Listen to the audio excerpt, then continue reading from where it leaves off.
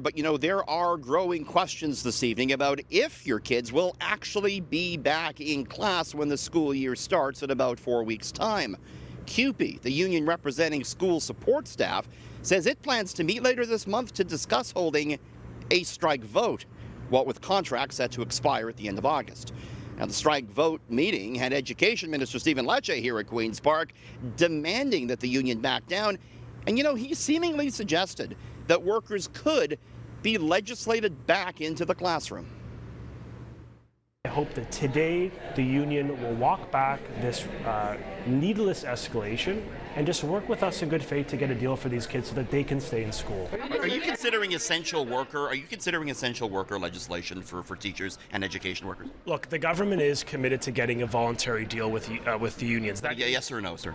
The position of the government is we want a voluntary agreement, which I was able to demonstrate. This government was able to get with the teacher unions and the education workers just 2 years ago. That is my mandate. That is my intent. A deal that keeps kids in class. And when we have a union like CUPE today, taking an action on a pathway to a potential strike in early September, I want families to know that we will act to defend your child's right to an education. Laura Walton, the head of CUPE Ontario, says the minister is getting in a tizzy about nothing. She says calling a strike vote is simply part of the process and a way to gauge the current state of the union. Strike votes are also used to show where the workers' support is for the bargaining team. And that might be one reason why Minister Lecce isn't comfortable with us having one. We know that workers are fed up.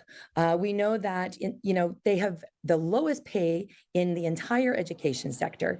And rather than coming and negotiating real wage gains that would help retention and recruitment issues, or to talk about real funding that would help services for students and families, this government hasn't passed anything at all. Walton says the union won't actually be in a legal strike position when school begins, and that her workers will indeed be on the job day one. She's expecting to see the first formal contract offer from the government early next week. Now, it's important to note here that CUPE is just one of the unions that are facing expiring contracts, so there are many evolving layers to these talks.